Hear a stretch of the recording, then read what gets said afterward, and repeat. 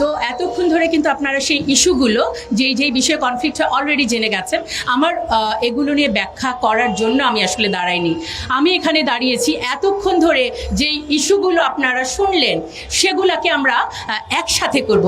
যেমন একটি গল্প আছে না, যে সেই 6 অন্ধ ব্যক্তি একটি হাতি দেখেছিল, তারা কিছু দেখতে পায় না। একজন যে হাতির দেহটি ধরেছিল সে বলেছিল যে হাতি হচ্ছে দেয়ালের মতো, আরেকজন লেজ ধরেছিল সে বলেছিল হাতি হচ্ছে দড়ির মতো, আর যিনি হাতির সুরটি ধরেছিল সে বলেছিল বল্লমের মতো। তো আমরা এখন এই প্রতিটিকে আলাদা আলাদা ব্যাখ্যা না করে আমি সামগ্রিকভাবে অন্ধ না হয়ে চোখ খুলে এই সুপারিশগুলোকে একটু একসাথে করে আপনাদের কাছে উপস্থাপন করতে চাই। প্রথমত, এটি ব্যক্তি জীবনে ব্যক্তিগত লেভেলে কি সংস্কারের কথা বলা হলো যে আমার দেহ আমার সিদ্ধান্ত, ব্যক্তি জীবন। তার মানে কি আমি যা খুশি তাই করতে পারি, আমি বিবস্ত্র হয়ে বাইরে যেতে পারি। যদি এটাকে অধিকার মনে করেন তাহলে যখন আমি হিজাব পরি তখন আমাকে পরীক্ষা কেন্দ্রে বাধ্য করা হয় নেকাব খুলতে, তখন আমার সেই অধিকারটি কোথায় গেল? এটি নিয়ে কিন্তু আমার কমিশন কিছুই বললেন না।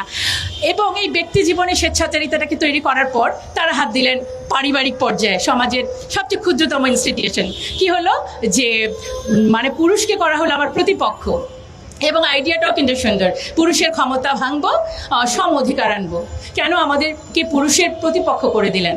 আমরা তো ক্ষমতা ভেঙে আনতে চাই নাই, আমরা তো একে অপরের পরিপূরক ছিলাম।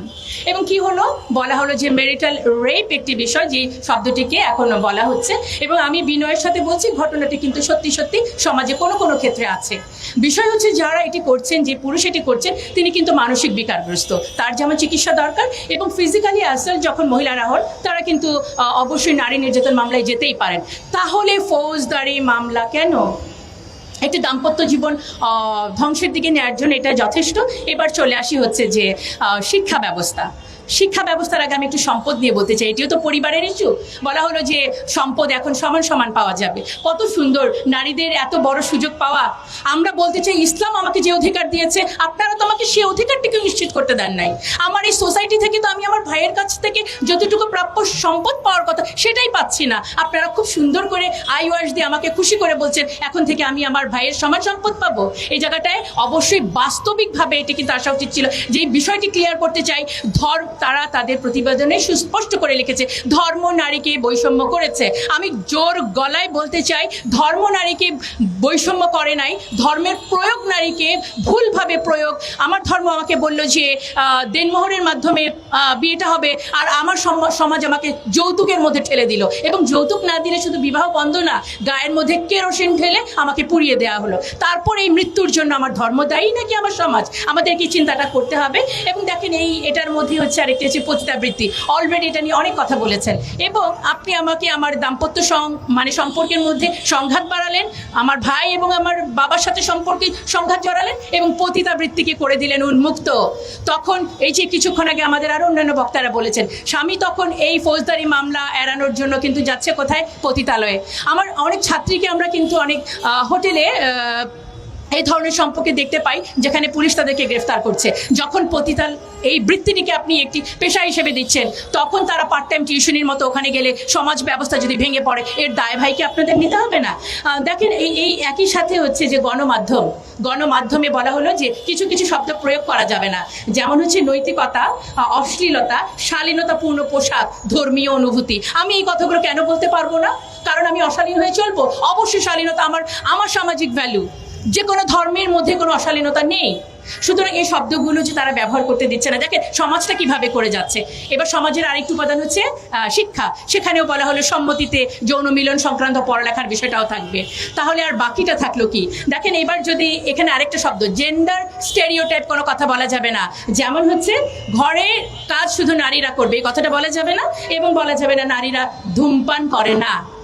আপনারা একটু চিন্তা করেন, ধূমপান তো কারো জন্যই সুস্থ না, ভালো না, তাহলে কেন শুধুমাত্র নারীদের কথাটা এটা বলা যাবে না?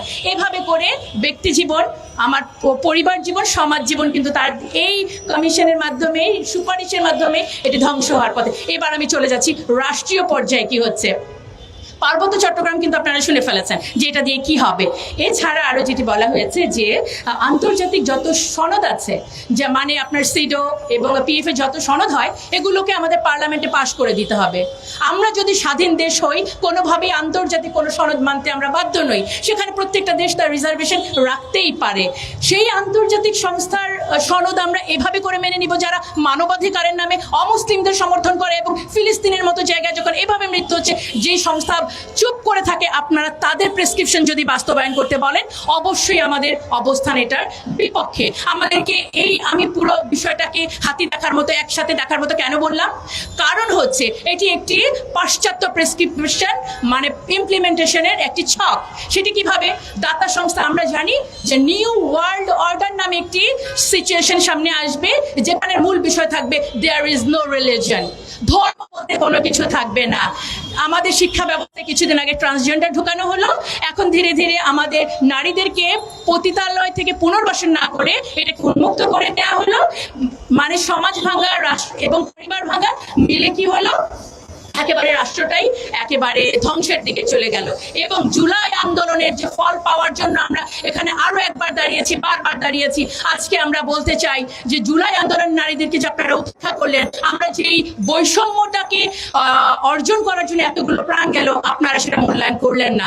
এই কমিশনের যতগুলো সুপারিশ আমাদের সামাজিক মূল্যবোধ, আমাদের ধর্মীয় মূল্যবোধ, আমাদের একটি সুস্থ সুন্দর জীবনযাপনের জন্য, নারীকে ক্ষমতায়নের নামে শুধু আপনারা প্রদর্শনীর জন্য বলেই দিয়েছেন, বিনোদনে একেবারে 50-50% তাদের প্রদর্শনী থাকতে হবে।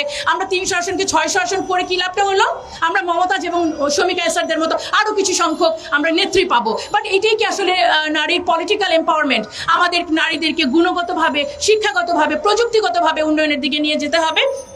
এবং এই যে আন্তর্জাতিক যে পায়তারা, যে একটি দেশকে ধর্মর একটি ইস্যু ধরে এবং ধর্মীয় মূল্যবোধকে শেষ করে নারী পুরুষকে প্রতিপক্ষ বানিয়ে, পরিবারগুলো ভেঙে, সমাজ ভেঙে একটি রাষ্ট্রকে একেবারেই মুসলিম রাষ্ট্রগুলোকে যেভাবে করে শেষ করা হয়, আমাদের যে বর্তমানে ডক্টর ইউনূস আমাদের অত্যন্ত শ্রদ্ধেয়, তিনি যেভাবে দেশের হালটি ধরেছেন, আমি এই মুহূর্তে মনে পড়লো যে নারীদেরকে আমরা ক্ষমতায়ন করতে চাই। গত পার্লামেন্টে আমরা কি দেখলাম? আমরা দেখলাম আমাদের প্রধানমন্ত্রী, স্পিকার সবাই নারী, কিন্তু ওনার মতো ফ্যাসিস্ট নারী নেতৃত্ব তো অনেক পুরুষের মধ্যেও নাই। তার মানে কি আপনারা বলবেন যে শুধুমাত্র নেতৃত্বে, ক্ষমতায় সংখ্যা বাড়িয়ে দিলেই নারী ক্ষমতায়ন সম্ভব? সুতরাং আমরা আমাদের উপদেষ্টা এবং এই বর্তমান প্রশাসনের কাছে বিনীতভাবে অনুরোধ করব, কমিশনের রিপোর্টগুলো সমালোচিত হয়েছে যে কারণ এটি একটি ইনক্লুসিভ কমিটি হয় নাই। 90% মুসলিমের দেশে, এখানে অবশ্যই ইসলাম সম্পর্কে বিশেষজ্ঞ কারো থাকা উচিত ছিল, এবং তারা বলেছেন এই রিপোর্টটি একটি কিছু সংখ্যক মানুষের জন্য। সুতরাং আমরা আজকে দাঁড়িয়েছি, কোনো কমিশনের রিপোর্ট শুধুমাত্র কিছু সংখ্যক মানুষের জন্য হতে পারে না। নারীর জন্য রিপোর্ট সেটি হবে যেটি সার্বজনীন। এবং আমি আবার এই প্রশাসনকে বিনীতভাবে অনুরোধ করতে চাই, একটি সর্বজন গৃহীত কমিশনের মাধ্যমে এবং কোনো ধরনের বৈষম্য তৈরি না করে, সমাজকে অস্থিতিশীল না করে, আমার রাষ্ট্রকে যদি এগিয়ে নিয়ে যেতে চান, নারীর পার্টিসিপেশনকে যদি সত্যি আপনারা মূল্যায়ন করতে চান, তাহলে আরেকটি কমিশন করে এবং সত্যি সত্যি আমাদের সুন্দর কিছু গুণগত মান উন্নয়নের জন্য সুপারিশ করবেন। জি, ধন্যবাদ সবাইকে।